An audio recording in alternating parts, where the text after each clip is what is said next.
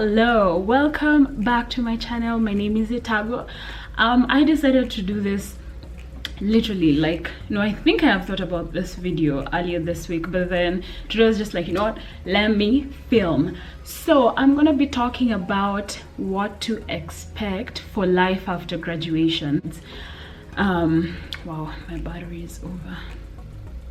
I don't know if this is meant to be. I don't know. A bit about life after graduation, and just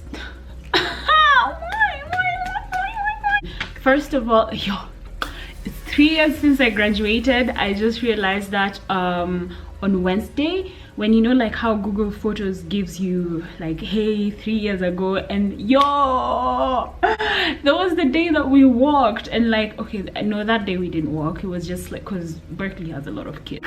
Graduation is such an amazing time. I have talked about this in one of my videos. I think it's the oh, I'm just gonna find it, I can't remember, but I filmed it like maybe 4 months after I graduated. And like you finish school and like and like it's so amazing. Why are people waving? I don't know, they just are. This is like when you see yourself on the screen and then you're like, ah, that's me. But I can't. Thank you. I love you. I don't know where you are. I can't find you. Do you see her? No, I just go there upstairs. What are you waving at?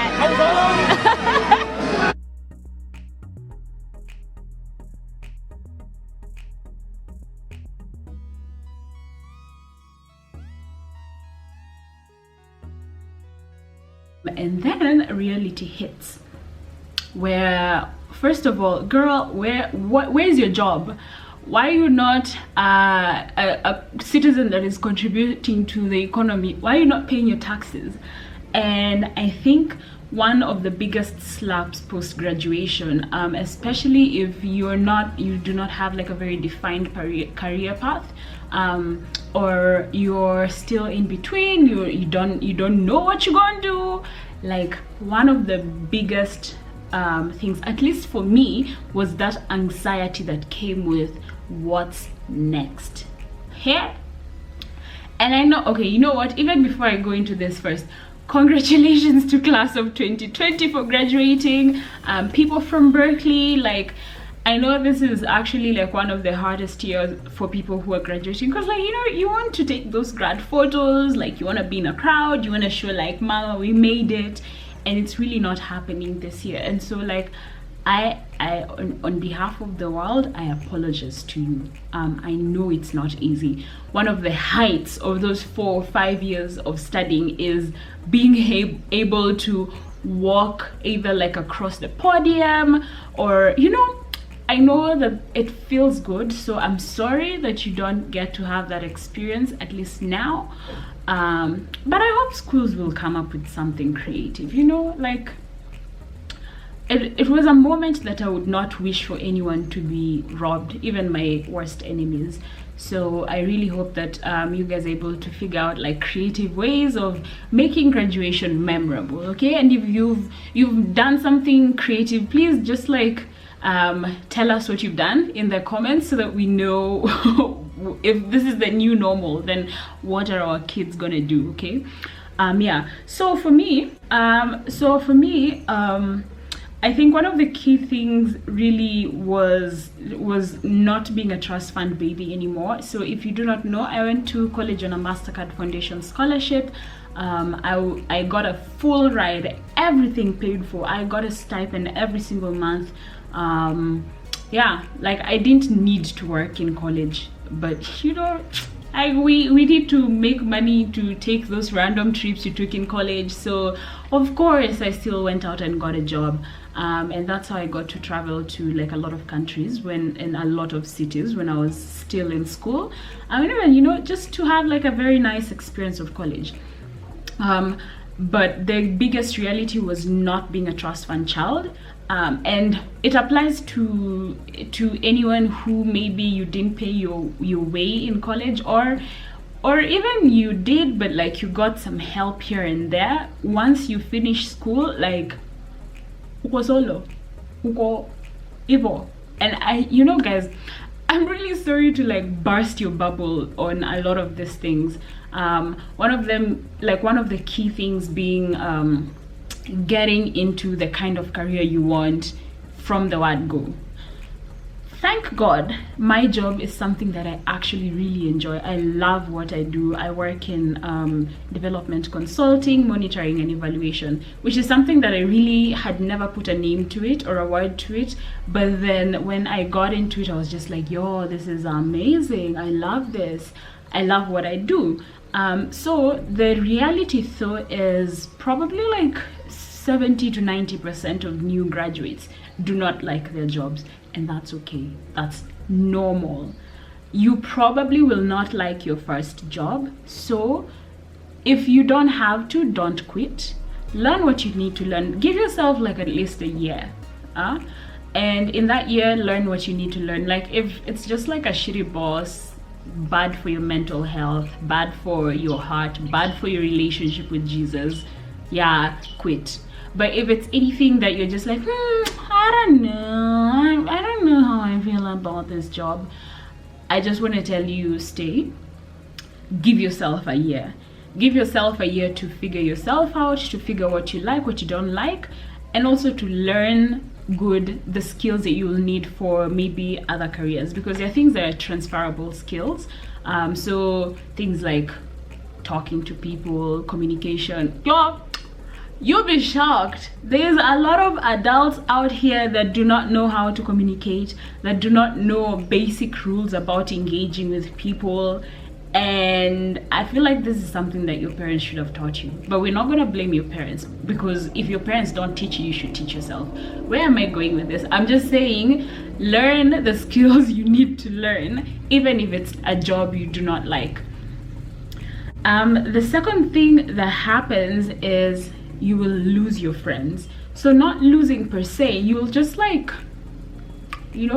because college provides this environment where whether you like it or not, you will see each other every single day.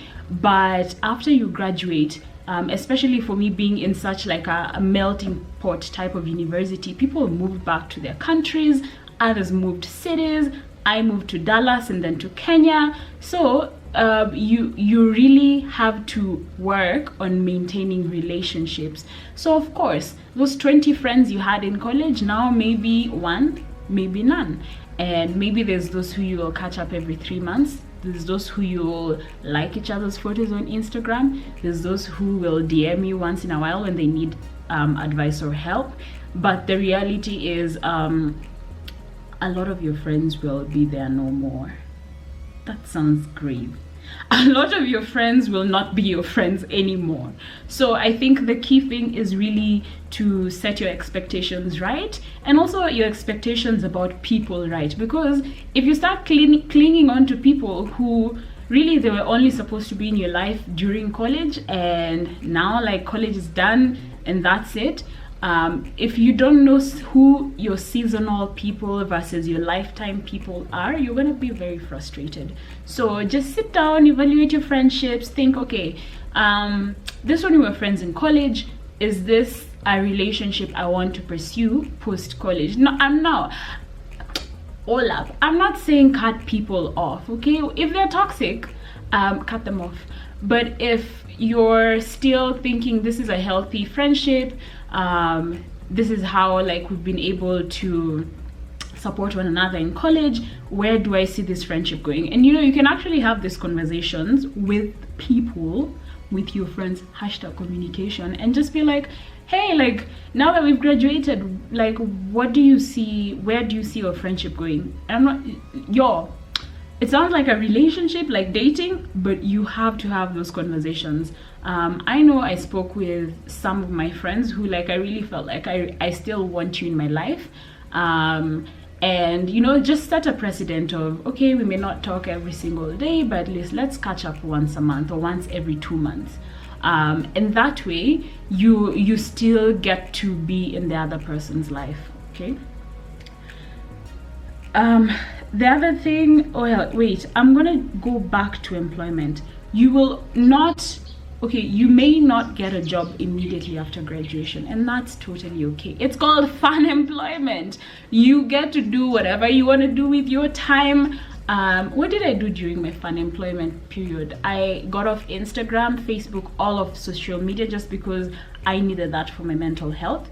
I also started babysitting. I read a lot of books. I read the Bible. I mended my relationship with Jesus, or he mended our relationship, because like I cannot take credit for that. What else did I do? Yeah, and then I was just very specific about the jobs I was gonna apply to, because initially I was just like whoosh, applying to everything, and then I was like, you know what, let me be more strategic about this.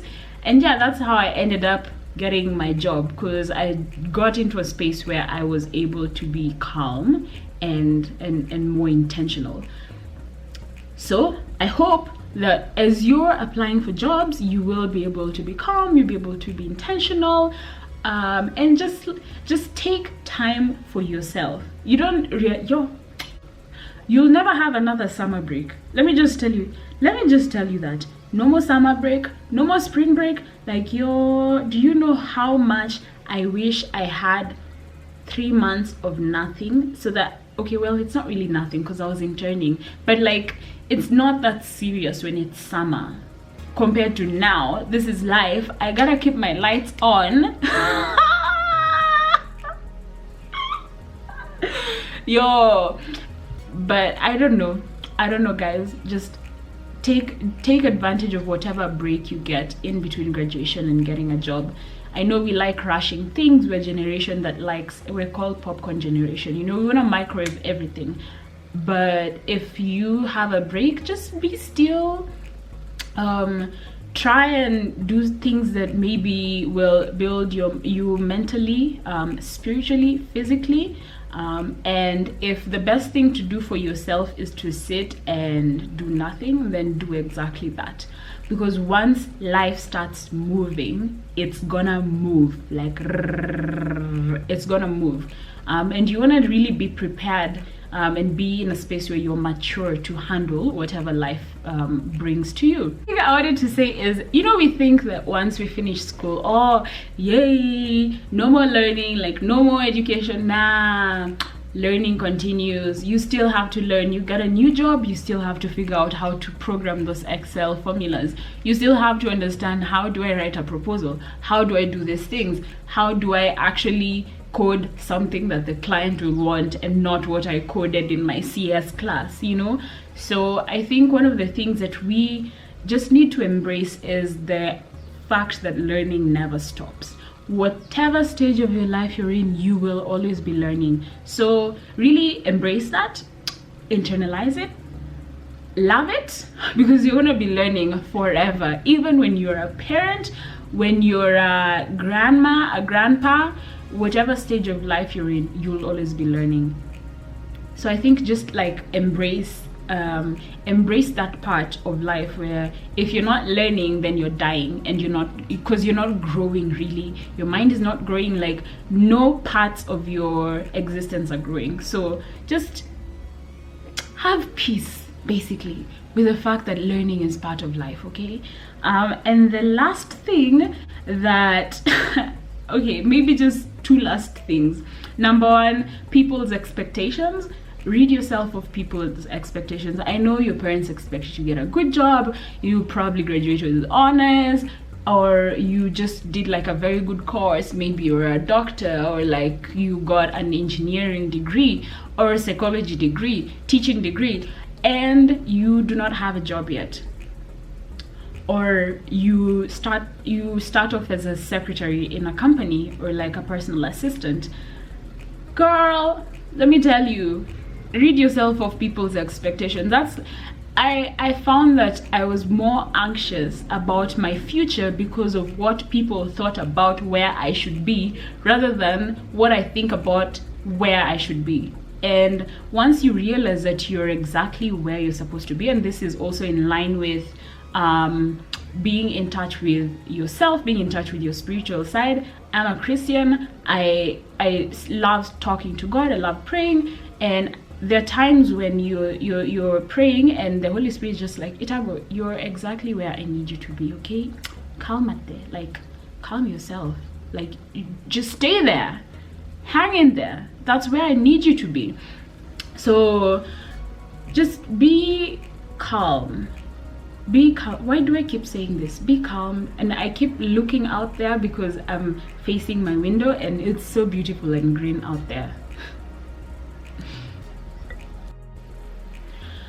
And the last thing that I will tell class of 2020, and really anyone who is in that space where you switching from one space into the next, is just make time for the finer things in life, or the smaller things in life. You know, sit, chill, drink wine, make time for good conversation with your friends, do things that edify your spirit, you know, talk to Jesus, because Jesus got you, okay? Jesus really got you. Talk to him and just like get to know him better, and like find time for adrenaline. You know, I've been able to like do zip lining in Rwanda.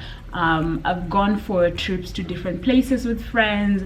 I did a solo trip in Europe earlier this year, but that was also connected to work. And then I did like a couple of days in why do I keep thinking Athens and it's not Athens, in Vienna, Austria. Yeah, so just make time for things that you can look back and be like, you know what, I'm happy I got that experience, or I'm happy I spent that 1 hour chatting with people.